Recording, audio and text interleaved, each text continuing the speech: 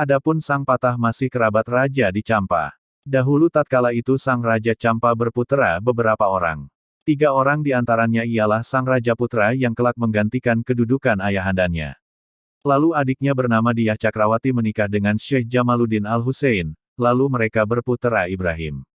Adiknya lagi ialah Diyah Kirana namanya, menikah dengan Syekh Yusuf Sidik, di dalam perkawinannya mereka beranak Syekh Hasanuddin, Syekh Kuro namanya yang lain, menikah dengan Nyai Ratna Parwati lalu beranak Tan Goat ialah Kiai Gentong, Ki Syekh Bentong namanya yang lain.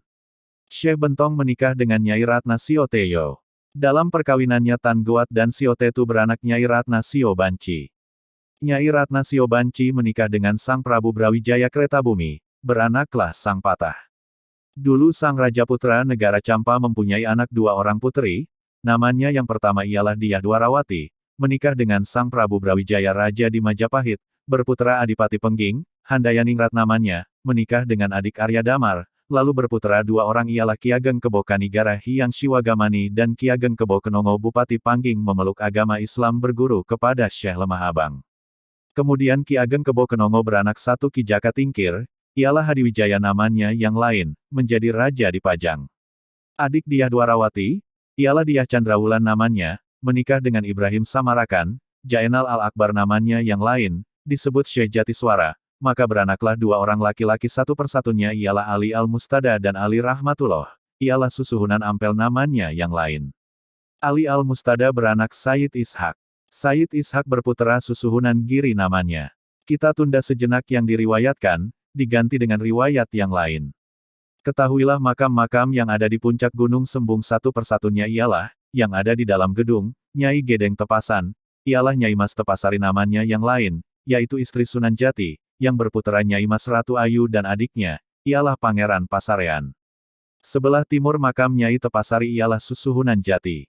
Sebelah timurnya lagi ialah Wong Agung Paseh, Ratu Bagus Paseh namanya yang lain, ia adalah menantu susuhunan Jati.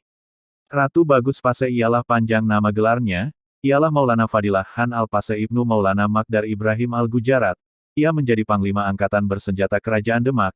Ia wafat pada tahun 1492 Saka atau tahun 1570 Masehi di Cirebon.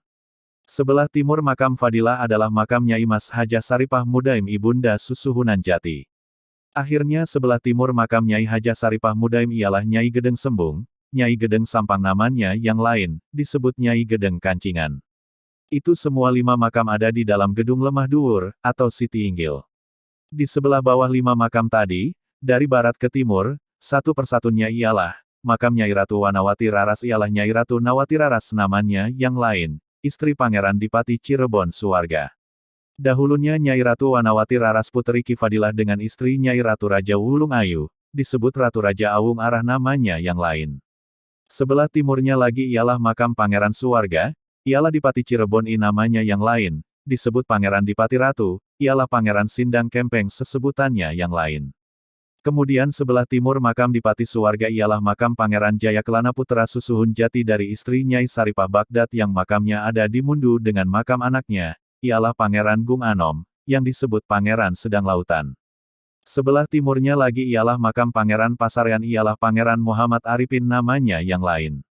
Sebelah timur makam Pangeran Pasarean ialah makam Nyai Ratu Nyawa istri Pangeran Pasarean, ialah putri Sang Raja di Bintara, Demak Raden Patah.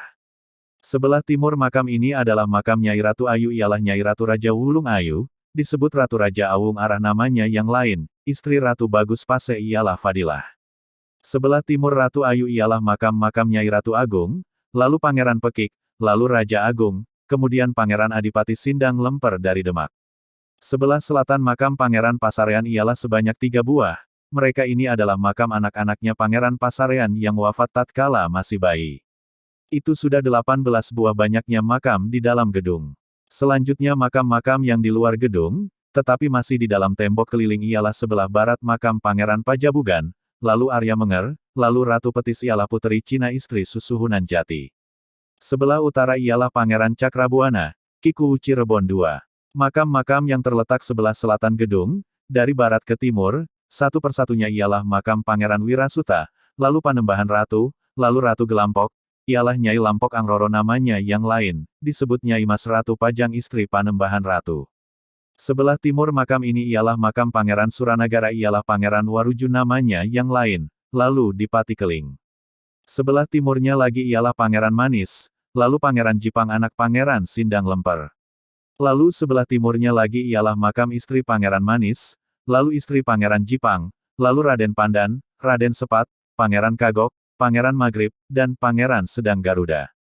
Lalu makam yang ada di Gedung Timur, satu persatunya dari barat ke timur berjajar, ialah makam Ratu Winaon, Ratu Agung, Pangeran Agung, lalu Ratu Sewu Agung Kramating Agung Banten, Pangeran Pamadeyan Putra Pangeran Ageng adik Pangeran Sedang Garuda, lalu Sultan Sepuh pertama, ialah Pangeran Syamsuddin, ialah Pangeran Mertawijaya namanya yang lain.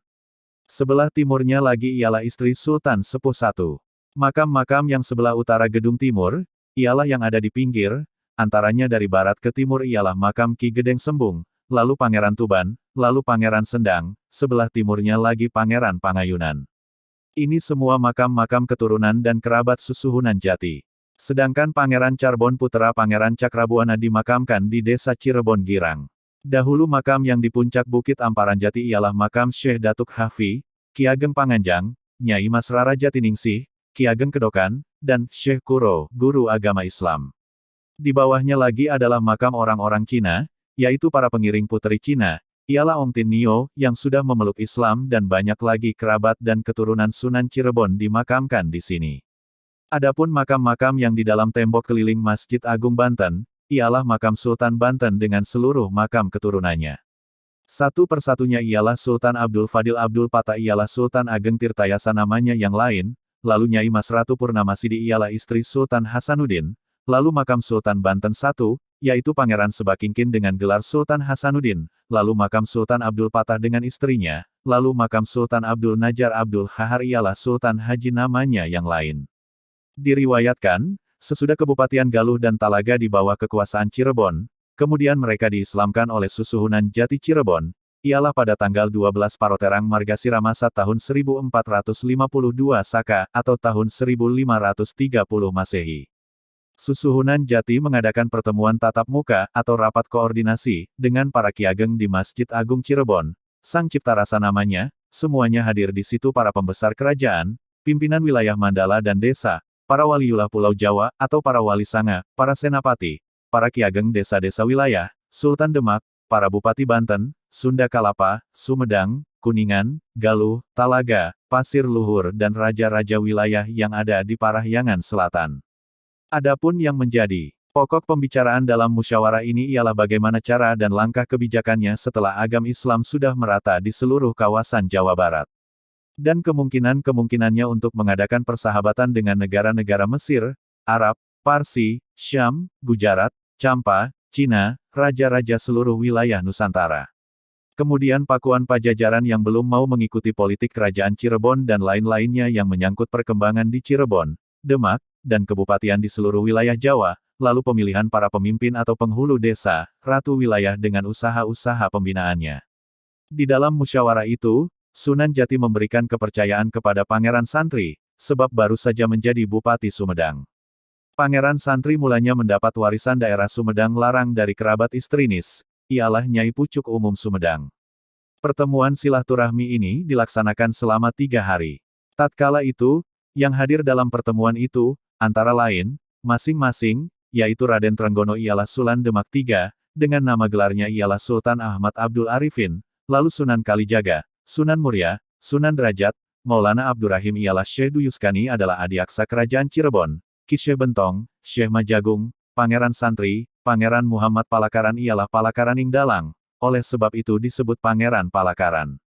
Lalu Pangeran Luhung, Pangeran Welang, Pangeran Kajawanan, Syekh Magelung ialah Pangeran Karangkendal namanya yang lain, Pangeran Sebaikingkin ialah Pangeran Hasanuddin Bupati Banten, Pangeran Pase ialah Fadilah Khan, Bupati Sunda Kalapa, Pangeran Pasarean ialah Pangeran Muhammad Arifin yang mewakili Sunan Jati di Cirebon, kemudian Senapati Cirebon ialah Pangeran Charbon Putra Pangeran Cakrabuana, lalu Dipati Keling, Dipati Cangkuang, Dipati Kuningan, ialah Pangeran Arya Kemuning, lalu Pangeran Cucimanah, Dipati Suranenggala, Tumenggung Jagabaya, Tumenggung Jaya Oreyan, Buyut Gegesik, Ki Gedeng Jagasatru, Ki Gedeng Babadan, Ki Lobama, ialah Ki Gedeng Mundu, Ki Gedeng Ujung Gebang, Ki Sura ialah Ki Gedeng Tegal Gubung, Ki Gedeng Buntet, Ki Gedeng Japura, Ki Gedeng Ender, Ki Gedeng Selapandan, Ki Gedeng Trusmi, Ki Gedeng Luragung ialah Ki Gedeng Kemuning, lalu Dipati Anom, Dipati Sukawiyana, Dipati Selanunggal, Ki Waru Angga, Ki Surayuda, Demang Anggapati, Ki Gedeng Paluamba,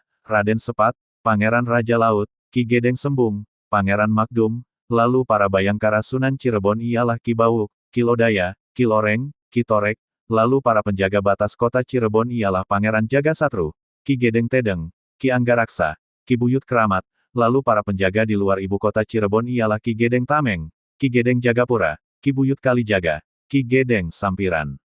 Kemudian mereka para pembesar yang sudah tunduk di bawah kekuasaan kerajaan Pakungwati yang dari Galuh, Talaga, Kawali, Lewih Munding, Karawang, Dermayu, dan para pimpinan wilayah Parahyangan Selatan, Timur, dan Pasir Luhur. Lalu Ki Gedeng Bungko, Ki Gedeng Junti, Ki Gedeng Lemah Putih, Pangeran Losari, Ki Gedeng Carbon Girang, Ki Gedeng Gambiran, Ki Gedeng Panjalu, Ki Gedeng Krangkeng, Ki Gedeng Srengseng, Ki Gedeng Bayalangu, Ki Gedeng Bangodua, Ki Gedeng Pamuragan, lalu Ki Gedeng Ujung Semi, Ki Gedeng Pajarakan, Ki Gedeng Pakandangan, dan banyak lagi para Ki Buyut dan para murid-murid Susuhunan Jati. Ini adalah naskah Kerajaan Cirebon Nagara Kertabumi, selesai ditulis pada tanggal 7 Paroterang Yesta Masa tahun 1615 Saka, atau tahun 1693 Masehi, menurut beberapa naskah milik Kerajaan Cirebon. Ditulis olehku, Pangeran Wangsakerta, dengan gelar Panembahan Ageng Gusti Cirebon I dan Sultan Badridin Kertawijaya ialah Sultan Anom I, karena beralasan arti pentingnya semua keturunan Sunan Jati, dan agar mengetahui lebih-lebih menjadikan selamat kepada seluruh para pembacanya. Dan meneliti naskah ini.